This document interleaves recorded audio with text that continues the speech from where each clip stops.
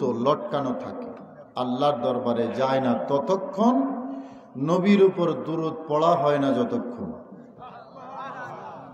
সুবহানাল্লাহ বললে কষ্ট লাগে আপনাদের? একটু জোরে বলুন না সুবহানাল্লাহ। তাহলে আমাদের দোয়া আল্লাহর কাছে যাইতে হলে দুরূদ চাই কি চাই না? দুরূদের শিল যখন আমার আল্লাহ দেখেন, তখন সেই দোয়াটা আল্লাহ রব্বুল আলামিন দয়া করে মায়া করে কবুল করে নেন। আল্লাহর এক বুজুর্গ বান্দা মরুভূমি দিয়ে যাচ্ছিলেন, তো পিপাসা লেগেছে খুব, এবং ওযু করতে হবে, নামাজ আদায় করতে হবে, কিন্তু পানি নেই সাথে। অনেক দূরে গিয়ে একটা পানির কুয়া আর কি সন্ধান পেলেন, কিন্তু পানি এত নিচে, ওখানে নামাও সম্ভব না, পানি নেওয়াও সম্ভব না। এখন ওই কূপের চারপাশে ঘুরতেছে, দূর থেকে একটা মেয়ে, ছোট নাবালেগ বয়সের একটা মেয়ে দূর থেকে দেখলো, দৌড়ে আসলো, এসে দেখছেন কুয়ার চারপাশে হুজুর হাঁটা চলা করছেন। বুঝতে পারলেন, জিজ্ঞেস করলেন যে হুজুর আপনার কি পানি লাগবে? বললেন মা পানি তো লাগবে, কিন্তু পানি তো নেই। তো ওই মেয়েটা বলল হুজুর আপনি একটু অপেক্ষা করুন, আমি পানির ব্যবস্থা করে দিচ্ছি। আপনি একটু অপেক্ষা করেন, আমি পানির ব্যবস্থা করে দিচ্ছি। একটু আশ্চর্য হলেন, কারণ আশেপাশে তো কোনো কাছে ধারে কোনো ঘর বাড়ি নেই, এই মেয়ে পানি কোথা থেকে আনবে? তো অপেক্ষা করছেন, দেখলেন ওই ছোট্ট মেয়েটা কূপের পাশে গিয়ে, কাছাকাছি গিয়ে কি যেন পড়লো, আর কূপের মধ্যে একটু থুথু নিক্ষেপ করলো। আপনাদের দেশে ওয়াজ মাহফিলে এই সুবহানাল্লাহর এই দুর্বল আওয়াজই থাকে নাকি সবসময়?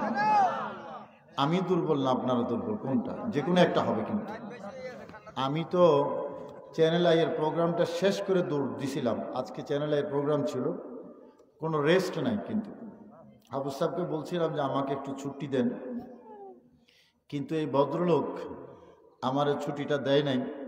এখন রাতের 13টা বাজে মাইকে বসাইছে আমার। এখন কি ওয়াজ করুন নাকি ঢাকায় যাব, এই টেনশানে। এখন কি আর ওয়াজের সময় আছে? তো রেস্টলেস এক ধরনের জার্নি। আর আমার বাড়ি কিন্তু কাছে, বেশি দূরে না, বরুড়া। থাকি ঢাকায়। আজকে 30-35 বছরে, 30 বছর উপরে হবে আমি মানে শহরেই থাকি, আসি মাঝে মাঝে বাড়িতে। তো আজকের মাহফিলটাতে না আসারই প্রোগ্রাম ছিল, কিন্তু পারলাম না আর কি। কাছে, দূরে না। আর বরুড়া মানে ওই বরুড়া না, একেবারে আপনাদের ইয়ের মানে ইয়ের কাছে আর কি, সাতবাড়িয়া। হ্যাঁ, কি আশ্চর্য লাগতেছে আপনাদের কাছে? হ্যাঁ, আমি তো আপনাদের কাছে, তা আমারে দূরে মনে করেন আপনারা? নোয়াখাইলা ভাষায় কথা কইম।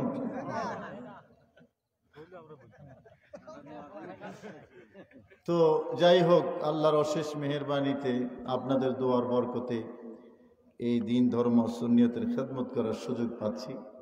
ইনশাল্লাহ আসবো আরও। তো ঘটনাটা ছিল এই, ওই মেয়ে একটু থুতু নিক্ষেপ করলো পানির কূপের মধ্যে।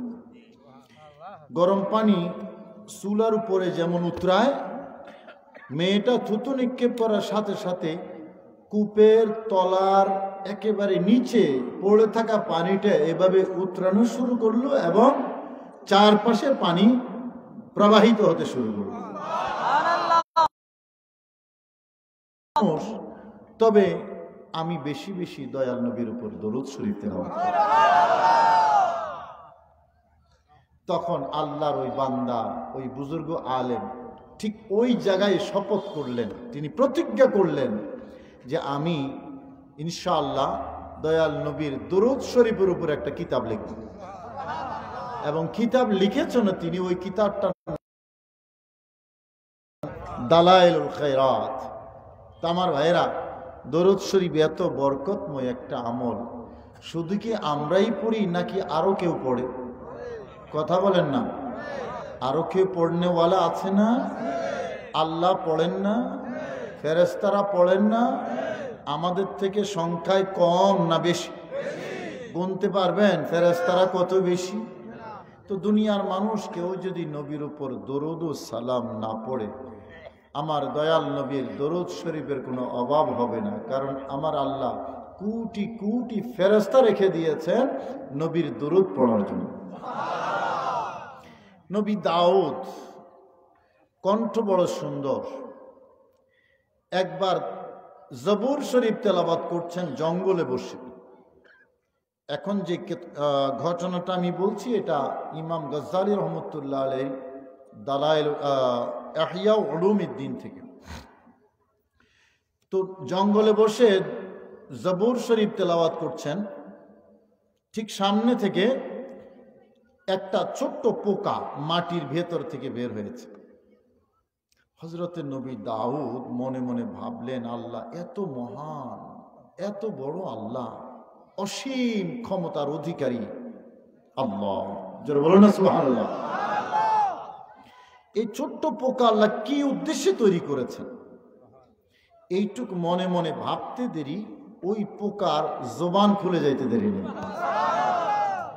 আমার আল্লাহ পোকার জবান খুলে দিয়েছে। এখন পোকা আল্লাহর নবী দাউদের সাথে কথা বলে, নবী দাউদ আপনি কি ভাবছেন আল্লাহ আমাকে কি জন্য সৃষ্টি করেছেন? সেই তো, তবে শুনুন, আল্লাহ আমাকে দুটি ডিউটি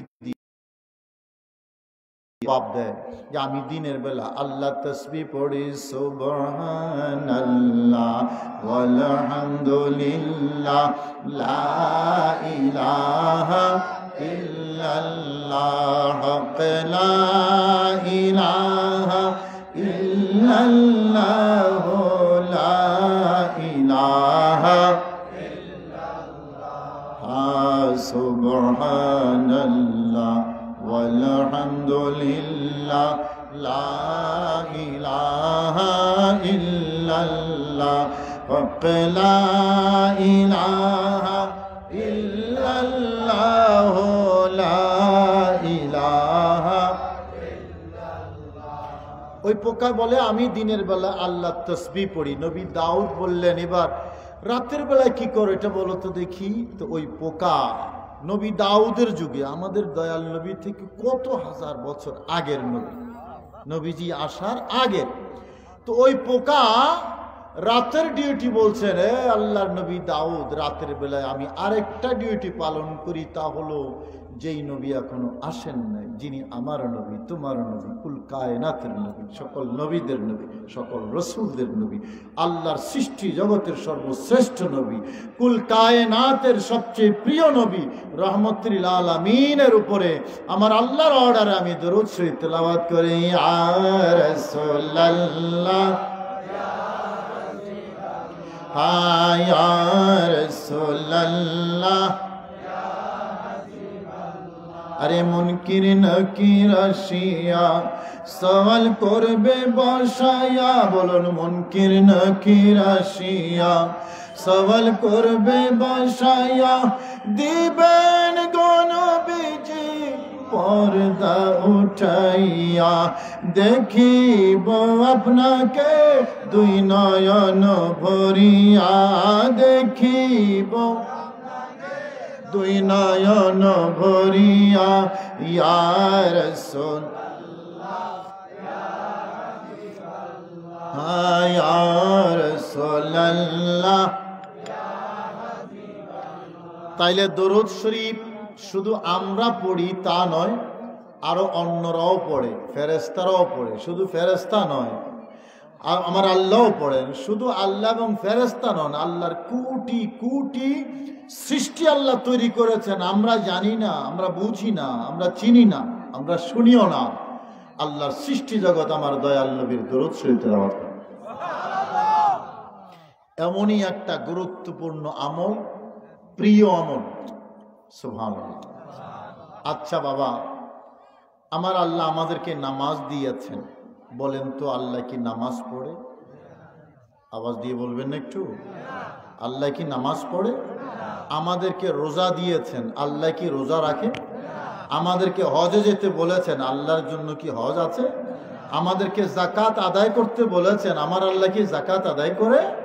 আমাদেরকে তাসবিহ তাহলিল অনেক ধরনের ইবাদত দিয়েছেন, এগুলো আল্লাহ করেন না, কিন্তু আমাদেরকে দরুদ শরীফও দিয়েছেন, যেটা আল্লাহ করেন। পার্থক্য আছে না নাই? আওয়াজ দেন, আছে না নাই? সেই জন্য দরুদ শরীফ যারা তেলাওয়াত করবে তারা আল্লাহর দরবারে অনেক প্রিয়। প্রিয় এ কারণে, কারণ আমার দয়াল নবী আল্লাহর অনেক প্রিয়। বলেন তো, আমার নবী থেকে আল্লাহর কাছে আর প্রিয় কেউ আছে? কথা বলেন না। আপনি মৌলা কা প্যারা হামারা নবী, সুবহানাল্লাহ বলবেন না? আপনি মৌলা কা প্যারা, জোরে বলেন। রাগ করতেছেন আমার উপরে? একটু আওয়াজটা, একটু ভলিউমটা বাড়াইয়া দেন না। আপনি মৌলা কা প্যারা, এই জওয়ান ছেলেরা বলো হামারা নবী। তার মানে আল্লাহর প্রিয় আমাদের নবী, দোনো আলম কা দুলহা হামারা নবী। শ্রেষ্ঠ নবী দিলে মোরে তরিয়ে নিতে রোজ হাসরে, সুবহানাল্লাহ বলুন না। পথ না ভুলি তাই তো দিলে, পথ না ভুলি তাই তো দিলে, পাক কোরআনের বাণী খোদা তোমার মেহেরবানি খোদা।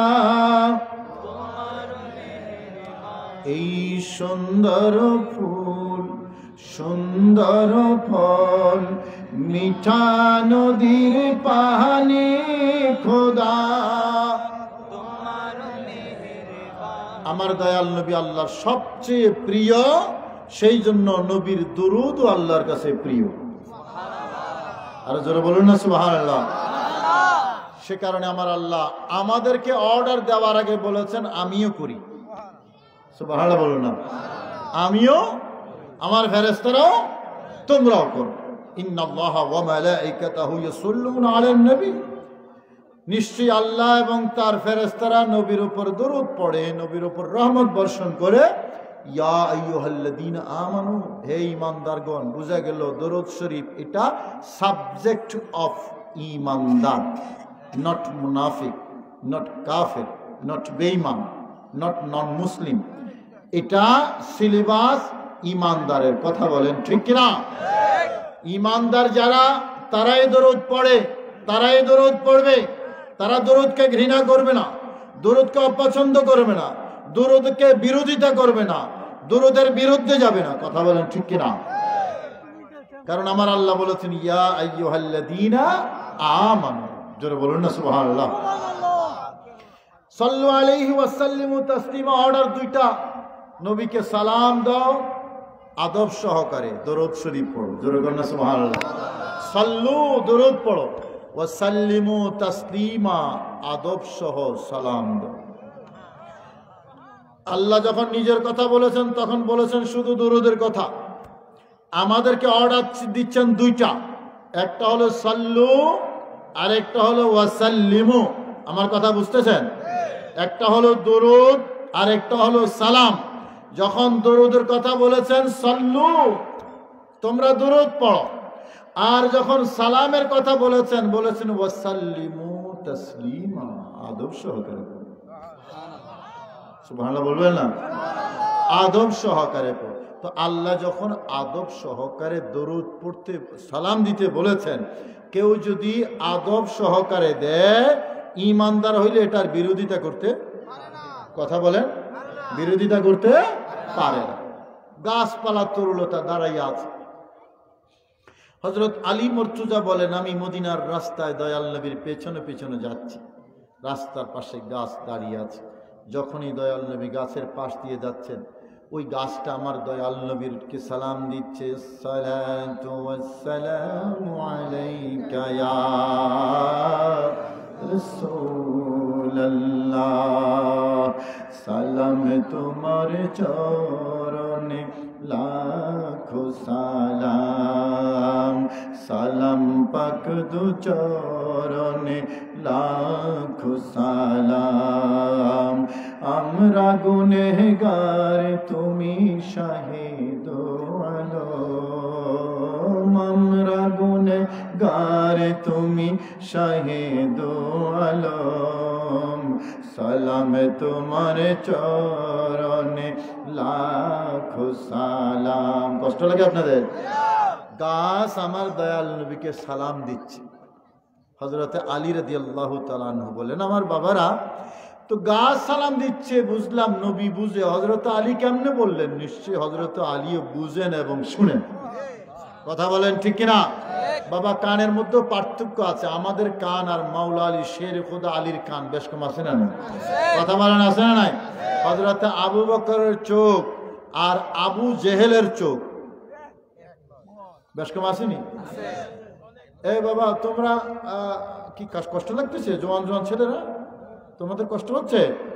হ্যাঁ, তাইলে একটু আমার দিকে দেখো। আমি জানতে চাইতেছিলাম সবার কাছে, একজন হলো আবু বকর, আরেকজন হলো আবু, বেশ কম আছে না নাই? আবু জাহিল্লার বাড়ি কচুয়া নাকি?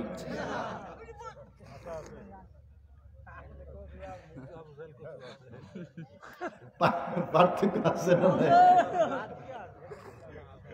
কেন? এক গ্রামের মানুষই তো। আবু বকরের বাড়ি যেখানে, আবু জেহেলের বাড়িও, আওয়াজ দেন না, এক জায়গায় না? পার্থক্য আছে না নাই? আছে বাবা। পার্থক্যটা কি? আবু বকর জান্নাতের মেহমান, আবু জেহেল্লা জাহান্নামের চ্যাম্পিয়ন।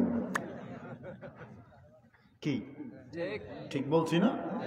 একজন জান্নাতের মেহমান, আরেকজন দোজখের চ্যাম্পিয়ন। কেন তাইলে? হ্যাঁ, রাইট। এখন ওইদিকে মেহমান, ওইদিকে চেয়ারম্যান। আবু বকর সিদ্দিক জান্নাতের মেহমান, আর আবু জেহেল জাহান্নামের চেয়ারম্যান। পার্থক্য কি কারণে? অনুসন্ধান করা দরকার আছে না? কথা বলেন আছে না? কি আবু বকর সিদ্দিক বেশি সুন্দর আর আবু জেহেল বেশি কালো সে কারণে? আবু বকর সিদ্দিক উঁচা লম্বা, আবু জেহেল একেবারে বাইটে এ কারণে? আবু বকর একটু মোটা তাজা আর আবু জেহেল্লা চিকনা সে কারণে? কারণটা কি? একটাই কারণ, একজন নবীর সাথে দুস্তি লাগিয়েছে, আরেকজন নবীর সাথে দুশ্মনী করেছে। কথা বলেন ঠিক কিনা? একজন দেখেছে মহব্বতের দৃষ্টিতে, আরেকজন দেখেছে দুশ্মনীর নজরে। একজন জান্নাতের মেহমান, আরেকজন দুজখের চেয়ারম্যান। কথা বলেন ঠিক কিনা? তো সেই নবীকে পাইতে চাই কি চাই না? আবু বকর সিদ্দিক যেই নবীর সংস্পর্শে পরশ পাথর হয়ে গিয়েছে, নবী মোর পরশমণি, নবী মোর সোনার খনি। কষ্ট যদি না হয়, যদি নবীর উম্মত হই, সবাই আমার সাথে একটু পড়েন, সওয়াব হবে, দয়াল নবীর প্রেম ভালোবাসা তৈরি হবে। নবী মোর পরশমণি, নবী মোর সোনার খনি, নবী নামে জপে যে জন সেই তো দুজাহানের ধনী। নবী মোর পরশমণি, নবী মোর সোনার খনি, নবী নামে জপে যে জন সেই তো দুজাহানের ধনী। কথা বলেন ঠিক কিনা? এই যে দ্বিতীয় লাইনটা, নবী নাম জপে যে জন সেই তো দুজাহানের ধনী। কথা ঠিক না? ঠিক। আমরা সেই নবীকে পাইতে চাই কি চাই না? নবীর নাম বেশি বেশি নিলে অসুবিধা হয়? কথা কয় না? সিলেবাস তো এটা বড় সিলেবাস। কথা বলেন ঠিক কিনা? নবী ছাড়া, নবী থেকে বড় সিলেবাস কি আর আছে? নামাজ আমাদের ফরজ ইবাদত, এটাও সিলেবাস। রোজা ফরজ ইবাদত, এটাও সিলেবাস। হজ ফরজ ইবাদত, এটাও সিলেবাস। যাকাত ফরজ ইবাদত, এটাও সিলেবাস। দান সদকা অপরিহার্য ইবাদত, মা বাবার খেদমত অপরিহার্য ইবাদত, মুরব্বীদের সম্মান করা অপরিহার্য ইবাদত, দ্বীনের খেদমত করা অপরিহার্য ইবাদত, লেখাপড়া করা অপরিহার্য ইবাদত, কোরআন কারীম তেলাওয়াত করা অনেক ফজিলত, আল্লাহর রাস্তায় শ্রম দেওয়া, জিহাদ করা অনেক বড় ফজিলত। সবগুলাই আমাদের জন্য ইবাদত। আমাদের বলার বিষয়, আমাদের করার বিষয়, আমাদের সিলেবাস, ইমানদারের সিলেবাস, মুসলমানের সিলেবাস, আমি জানতে চাই আমার দয়াল নবীর শান মান মর্যাদা সিলেবাস হিসাবে এগুলা থেকে কি কম নাকি বেশি? আওয়াজ দেন, কম না বেশি? নামাজের কথা নিশ্চয়ই বলা দরকার আছে, বলতে হবে। সন্তানকে নামাজ শিখাতে হবে, নিজের পরিবার নিজের সমাজে নামাজ কায়েম করতে হবে। কথা বলেন ঠিক কিনা? হজ যাকাত সহ সব ইবাদত আমাদের সিলেবাস, কিন্তু এর চেয়ে বড় সিলেবাস যেটা, সেটা হলো আমার নবীকে চেনা। যে নবীকে চিনেছে সে আল্লাহকে চিনেছে। তো আমার ভাইরা, কিছু কিছু মানুষ দয়াল নবীর শান মানের আলোচনা করলে একটু কষ্ট পায়, সব কিছু সহ্য হয় কিন্তু দয়াল নবীর শান মান সহ্য হয়। এই যে আমরা মনিরুজ্জামান সাহেব অহংকারের ব্যাপারে আপনাদেরকে বয়ান করেছেন, দেখেন দয়াল নবী রহমতুল আলামিনকে যদি আমরা সালাম দেই তাহলে কি সওয়াব হবে না গুনাহ হবে? কত অন্যায়! ওই যে আমার বন্ধু, সে দয়াল নবীকে সালাম দিচ্ছে, বসে বসে দিচ্ছে, ঠিক আছে দিচ্ছ, তোমার মনে চাইছে দিচ্ছ, তো তোমার বসে বসে দিতে মনে চাইছে, আমার একটু দাঁড়াইয়া দিতে মনে চাইছে। কথা বলেন ঠিক কিনা? তুমি তোমারটা দাও, আমি আমারটা দিই। ওই যে বাড়াবাড়ি একটা শব্দ বলেছে। এখন এই আশেপাশে কচুর অনেক জায়গায় দয়াল নবীর দরুদই পড়ে না, পড়লেও আস্তে আস্তে বা বসে বসে পড়ে। সুন্নিরা ওখানে গিয়ে আক্রমণও করে না, পাথরও নিক্ষেপ করে না, লাঠি সোটা নিয়ে বেরও হয় না। কথা বলেন ঠিক কিনা? কিন্তু যেই মসজিদে বা যেখানে যখন দাঁড়াইয়া নবীকে সালাম দেওয়া হয়, অনেক জায়গায় আক্রমণ করা হয় না? কথা বলেন হয় কিনা? ব্রাহ্মণবাড়িয়া ঘর বাড়ি জ্বালিয়ে দিয়েছে। আমি গত সপ্তাহে মাহফিলে গিয়েছিলাম সরাই, তো ওখানে গিয়ে শুনলাম ঈদ মিলাদুন নবীর মাহফিলের প্যান্ডেল এবং স্টেজে আগুন জ্বালিয়ে দিয়েছে। এখন তুমি করো না, তুমি তোমার মতো করো, আমি আমার মতো করি। তোমার কাছে তোমারটা হয়তো সঠিক মনে হয়, কিন্তু আমার কাছে আমারটা 100% সঠিক। কথা বলেন ঠিক কিনা? এখন তোমারটাই আক্রমণ হয় না আমাদের দ্বারা, আমারটাই তোমার দ্বারা আক্রমণ হয়। আমি জানতে চাচ্ছি বাড়াবাড়ি কোনটা? এই যে আমাদের সমাজে আইসা কিছু মৌলবী আইসা কয় বাড়াবাড়ি দরকার নাই, ধর্মের মধ্যে বাড়াবাড়ি নাই, মিন করে কোনটা? মিলাদ শরীফ পড়াকে বাড়াবাড়ি। আরে মিয়া, তুমি তোমার মতো করে তোমারটা করো। আমি যদি ওটাতে আক্রমণ করতাম, বাধা দিতাম, তাহলে সেটা বাড়াবাড়ি হতো। কথা বলেন ঠিক কিনা? তো আমি আমারটা 100% বিশ্বাস করে সঠিক মনে করে আমি করি, তুমি আক্রমণ করো, বাড়াবাড়ি তুমি না করো। কথা বলেন ঠিক কিনা? কিন্তু বাড়াবাড়ির সংজ্ঞাটাকে উল্টে দিল। যেটা বাড়াবাড়ি আসলে এটাকে বাড়াবাড়ি না বলে যেটা আসলে শান্তি, এটাকে বলতেছে বাড়াবাড়ি। ঠিক কথা বলেন ঠিক কিনা? একটা উদাহরণ শুনুন, কোরআনে কারীমের প্রথম পারার 2য় পৃষ্ঠায় আমার আল্লাহ বলেন, ওয়া ইযা কিলা লাহুম লা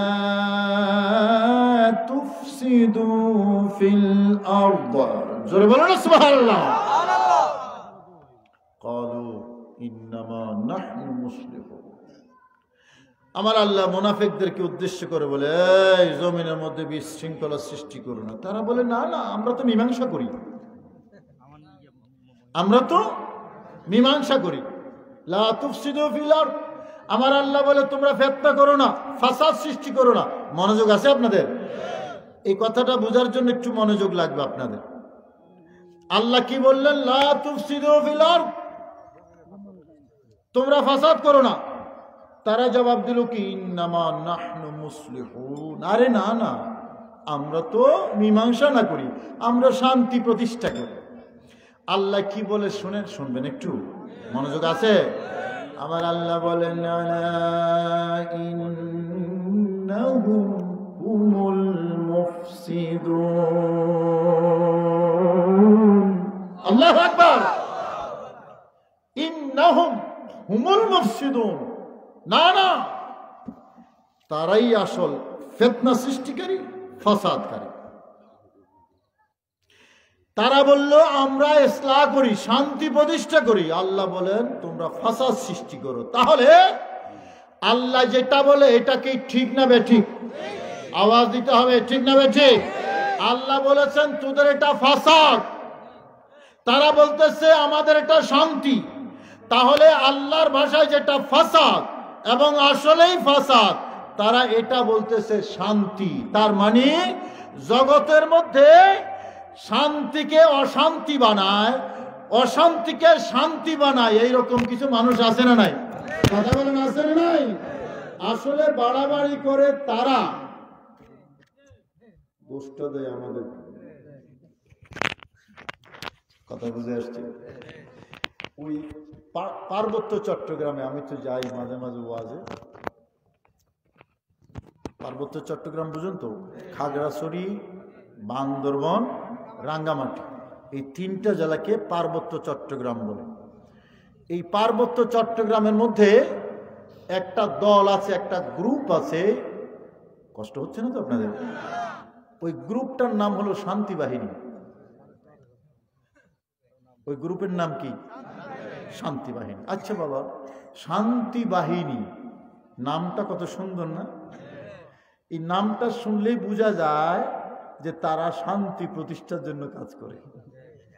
নামে বলতেছে, কথা বল ঠিক না? নামে বলে তারা শান্তির জন্য কাজ করে, কিন্তু খবর নিয়ে দেখেন এরা অশান্তির নাটের গুরু। অশান্তির নাটের গুরু। নাম কি? কথা বলেন না, নামটা কি? শান্তি বাহিনী। আসলে অশান্তির নাটের গুরু। পৃথিবীর মধ্যে বহুত ইসলামিক আছে, বহুত ইসলামিক রাষ্ট্র আছে, ইসলামিক দল আছে, ইসলামিক এটা সেটা বহুত কিছু আছে। সব ইসলামিক যদি ইসলামিক হইতো অরিজিনালি, তাইলে কিন্তু পৃথিবীর মধ্যে ইসলাম নিয়ে এত বিভক্তি, বিভাজন, বিভ্রান্তি থাকতো না। কথা বলেন ঠিক কিনা? তাইলে কি বোঝা গেল?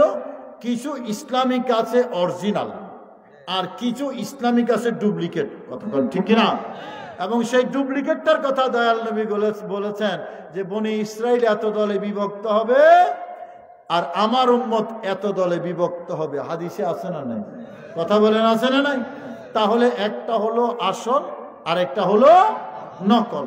ওই যে শান্তি বাহিনীর নাম দিয়েছে, শান্তি বাহিনী কাজ করে অশান্তির, নাম কিন্তু ইসলাম সেরকম অন ইসলামিক কাজ করে। আল্লাহর জগতের মধ্যে ব্যক্তি বা গ্রুপ বা দল আছে না নাই? কথা বলেন, আছে না নাই? মাথায় রাখবেন, সতর্ক থাকবেন। আমরা খাঁটি যেটা, এটা পাইতে চাই কি চাই না? আওয়াজ দেন, চাই কি চাই না? আল্লাহর কাছে দোয়া করতে হবে, আল্লাহ রব্বানা লা তুজিগ কুলুবানা বাদা ইয হাদাইতানা ওয়া হাব লানা মিন লাদুনকা রাহমা। আয় আল্লাহ, আমাদেরকে হেদায়েত দেওয়ার পরে তুমি আর আমাদেরকে গোমরা করো না। আল্লাহ আমাদেরকে হেদায়েতের উপর রাখো। বলুন না সুবহানাল্লাহ। তো আমার ভাইরা, এই কয়েকটা কথা আপনাদের সম্মুখে বললাম। কিছু বললাম দুরূদ শরীফের কথা, দয়াল নবীকে সালাম দেওয়ার কথা। আমরা নবীকে দাঁড়াইয়া সালাম দিয়েছি না কিছুক্ষণ আগে? কথা বলেন, দিয়েছি না?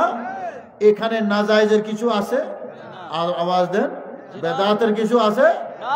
কিছুই নাই। বাস আমরা মন ভরে সাল্লিমু তাসলিমা, আদব সহকারে সালাম দেব। সুবহানাল্লাহ বলবেন না? আদব সহকারে সালাম দাও। তো যাই হোক, এরপরে বললাম শান্তি বাহিনী দিয়ে অশান্তি এরকম বাড়াবাড়ি করে আসলে তারা আর দোষটা চাপাইয়া দেয় আমাদের উপরে। আপনারা আহলে সুন্নাত ওয়াল জামাতের উপর অটল থাকবেন। খতিব সাহেব আছে, নিশ্চয়ই সঠিক শিক্ষাটা, সঠিক কথাগুলি আপনাদেরকে বলেন। আমি বিশ্বাস করি ইনশাআল্লাহ আহলে সুন্নাত ওয়াল জামাত সত্য দল, হক দল, তাতে কোনো সন্দেহ নেই। তো এটার উপরে অটল অবিচল থাকবেন। আমাদের ওলামায়ে কেরাম যারা আমাদেরকে যে শিক্ষা দিয়ে গেছেন, সঠিক শিক্ষা দিয়ে গেছেন, আমরা দয়াল নবীকে মহব্বত করব, নামাজ পড়ব, আমাদের সন্তানদেরকে নামাজ শিখাবো, কোরআনে কারীম তেলাওয়াত শিখাবো। কথা বলেন ঠিক কিনা? এই জায়গাটা কিন্তু অনেক দুর্বলতা এখন। আগে তো মক্তবে সকালবেলা আমরা মক্তবে চলে যেতাম, ইদানিং কিন্তু মক্তবের সংস্কৃতিটা আস্তে আস্তে উঠে যাচ্ছে। কথা বলেন ঠিক কিনা? তো বাবা, মক্তবেই যদি না থাকে তাইলে এই ছোট বাচ্চারা আল্লাহর কোরআন শিখবে কোথায়? বলেন তো, আল্লাহর কোরআন থেকে বড় কোনো শিক্ষা আছে? যদি আওয়াজ দেন, বড় কোনো শিক্ষা নাই। কিন্তু আমি যদি এখন ইন্টারভিউ নেই আপনাদের কাছ থেকে যে এখানে কতজন কোরআনে কারীম তেলাওয়াত করতে পারবে, তাহলে কিন্তু অনেকেই হয়তো আমরা লজ্জিত হয়ে যাব। বাবা, দুনিয়ার লজ্জা তো লজ্জা না। যেই কোরআন দয়াল নবী বলেছেন আপনার কবরে, হাসরে, নসরে, আপনার কিয়ামতের দিন আপনার সঙ্গী হবে, নয় শুধু সঙ্গী, সুপারিশ করবে আপনার জন্য জান্নাতে নিয়ে যাওয়ার জন্য। সেই কোরআনটা পড়া দরকার আছে না নাই? বাবা, সেই জন্য নিজেও পড়বেন, আপনার সন্তানদেরকে আল্লাহর কোরআন শিক্ষা দেবেন। রাজি আছি তো? আল্লাহর কোরআন শিক্ষা দেবেন, তাহলে শিক্ষার ব্যবস্থা করবেন, আপনিও নাজাত পাবেন, আপনার সন্তানও নাজাত পাবে। এবং আপনি মারা যাওয়ার পরে আপনার কবরের সামনে গিয়ে আপনার জন্য দোয়া করবে, রব্বিরহামহুমা কামা রব্বায়ানি সগীরা। সুবহানাল্লাহ। তো আমার ভাইরা, কোরআনে কারীমটার দিকে একটু বেশি মনোযোগ চাই আপনাদের। আল্লাহ জাল্লা শানহু আমাদের সবাইকে বুঝার এবং আমল করার তৌফিক নসিব করুন, আমিন। রাগ করছেন নাকি? একটু বেশি বললাম যে? সবাই মুখ কালা করে লেখছেন যে? একবার সূরা ফাতিহা, 3 বার কুল হুয়াল্লাহু শরীফ তেলাওয়াত করতে হবে। এই ও আর কি আছে?